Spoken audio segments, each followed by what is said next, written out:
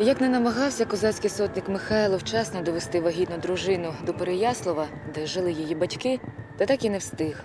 Триденна заметіль засипала усі видимі і невидимі дороги через Дніпро. Прихисток знайшли в хатині старого рибалки-запорожця.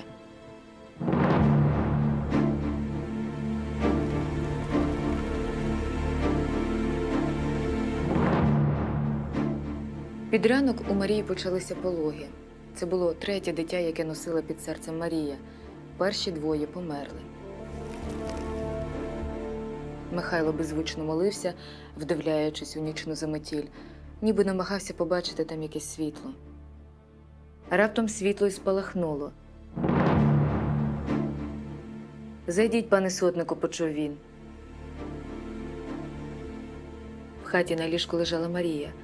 Вона стомлено промовила: «Бог дав живого». Михайло взяв дитя на руки, перехрестив сина, сам перехрестився і сказав: «Дав Бог сина». Сходило сонце. –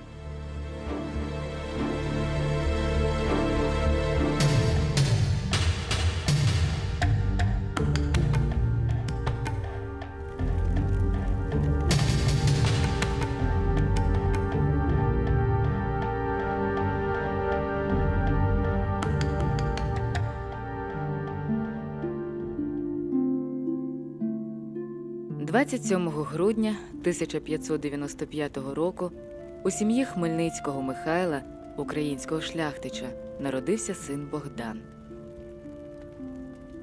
Хлопчик був похрещений в православному обряді. Хрещеним батьком став князь Сангушко. Невдовзі батько Богдан разом з сім'єю переїхав до Олеська. Тут він служив у гетьмана Станіслава Жолкевського. У ті часи Україна, Польща та Литовське князівство були однією державою, що називалася Річ Посполита. Столицею цієї держави була Варшава, де засідав Сейм і знаходився король.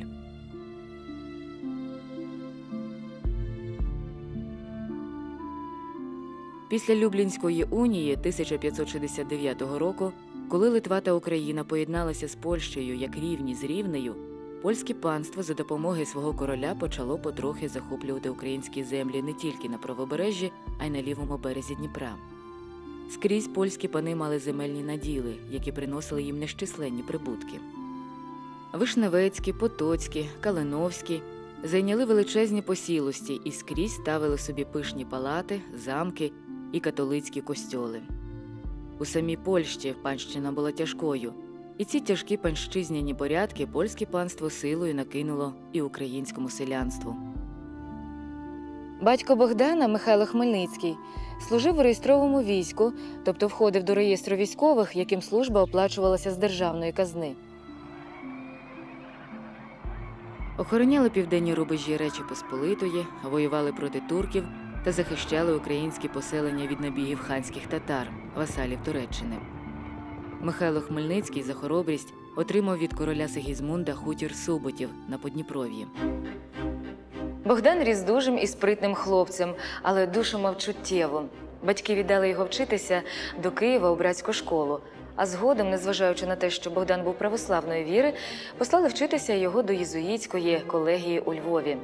Він вивчив 5 іноземних мов, а польською розмовляв як рідною українською.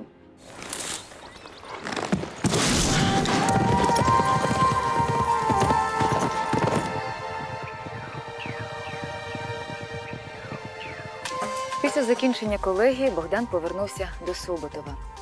Кілька років відсутності змінили його до невпізнанності. Це був стрункий, жагучої краси юнак 19-20 років.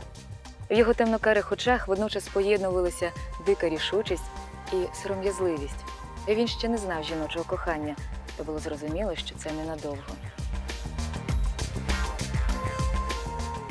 Дівчата при зустрічі з Богданом ніяковіли, і не одна молодиця, лукаво глянувши на хлопця, захоплено цокала язиком, який гарний козак виріс. Мало хто здогадувався, що в грудях цього юнака б'ється серце, яке може кохати нестямно, але тільки єдиний раз.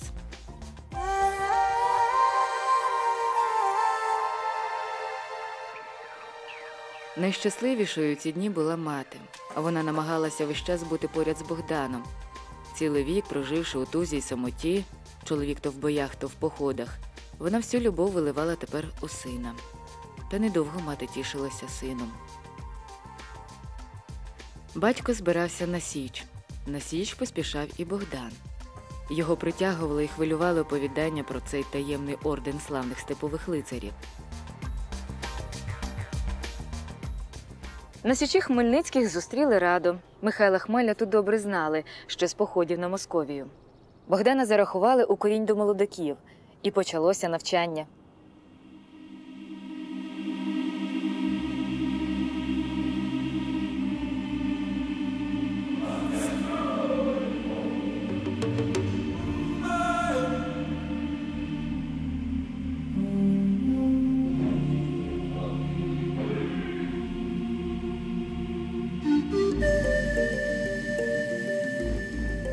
Запорожці вставали до схід сонця і йшли до Дніпра купатися, незважаючи, чи зима, чи літо було на дворі.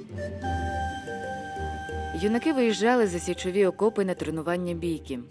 Молодиків навчали і Богу добре молитися, і на коні реп'яхом сидіти, і шаблею рубати.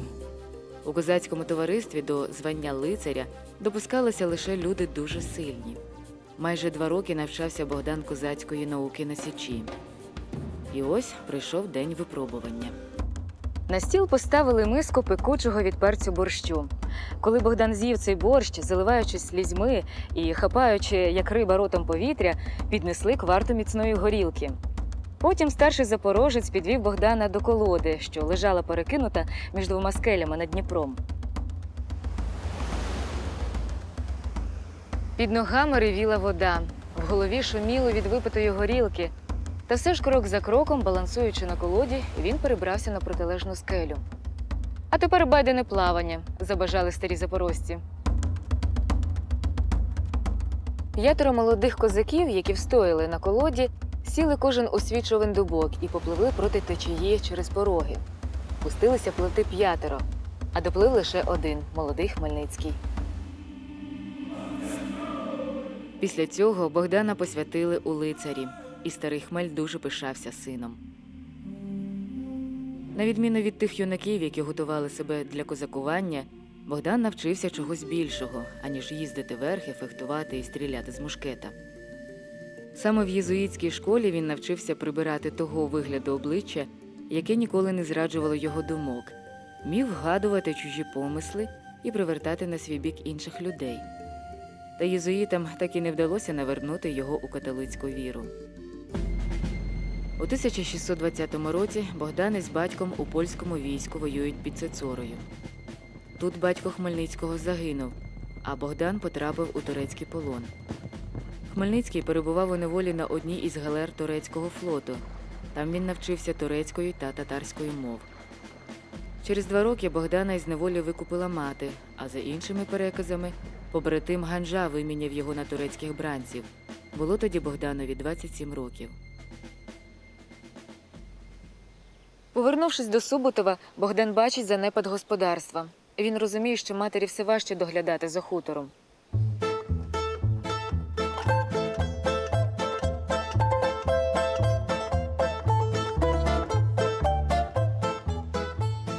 Був тоді у Чигирині добрий ярмарок коней. Він виторгував у татар молодого, ледве об'їждженого породистого аргамака, сріблясто-білої масті з чорною галкою на лобі.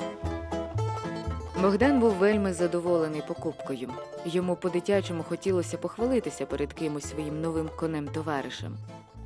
На ярмарку у Чигирині він зустрів свого давнього приятеля Павла Самка, прилуцького полковника. Знайомі вони були ще по боях під Цецорою. Прилуцький полковник приїхав на ярмарок із сім'єю. Давні приятелі були раді зустрічі. Тут Богдан і побачив полковникову сестру Ганну. Великі темні очі, ласкава усмішка припали до душі Богданові. І він запросив полковника з сестрою до себе на хутір в гості провідати матір. Через день Самки заїхали до Суботова. Ганна сподобалась матері Богдана. По всьому виходило, що козаку пора вже оженитися.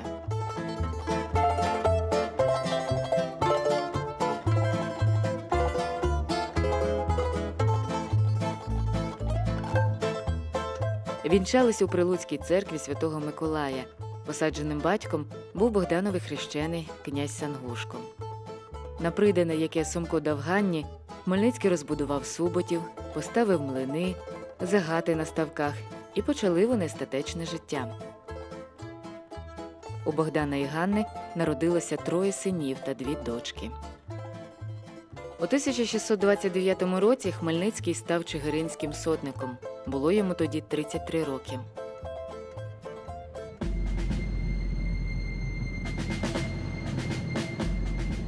А наступного року польський король Сигізмунд III почав війну із Московією.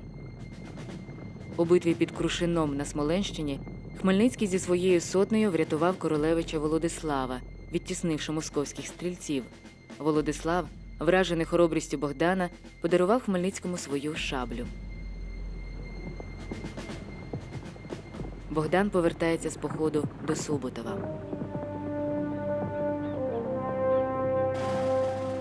Тут на нього чекала біда. Ганна народила сина, 5-ту дитину, та ось уже кілька днів не могла встати з ліжка. Богдан зайшов у покої і глянув на Ганну. «Що тобі, Люба?» – тривожачись, запитав Богдан. «Та от ноги відняло, зовсім їх не чую». «Та нічого, можна жити і так», – сказав Богдан. Потім глянув на притихлих дітей. «Он, які помічники ростуть». Синів звали Тиміш і Юрась, дочок Катерина, Уляна. 3-го сина, середнього, охрестили Андрієм. Його Хмельницький найдужче любив і жалів.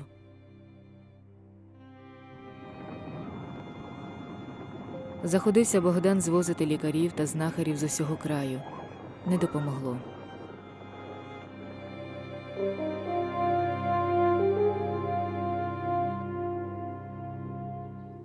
Між походами Богдан господарював у Суботові. Переробив господарські будівлі, розширив дворище, заклав і збудував міцний та просторий головний будинок. Господарювати Богдан любив, і це приносило йому втіху та душевний відпочинок. Хутір був оточений міцним дубовим частоколом з потужними, кованими залізом ворітьми-брамою. Суботів був добре укріпленою твердиною.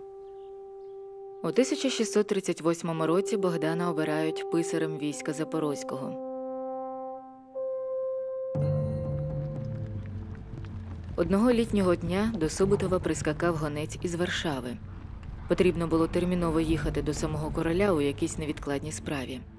Богдан звернувся до свого давнього доброго приятеля, козака Василя Золотаренка, щоб той приглянув за його сім'єю та за Суботовим. Золотаренко приїхав зі своєю молодшою сестрою Ганною, яка мала допомогти хворій Богдановій дружині глядіти дітей. Богдан, глянувши на 15-річну струнку дівчину, здивувався, як ця дитина буде тут справлятися, та вголос цього не виказав. Богдан помітив великі очі Ганни та якусь її потаємну внутрішню силу.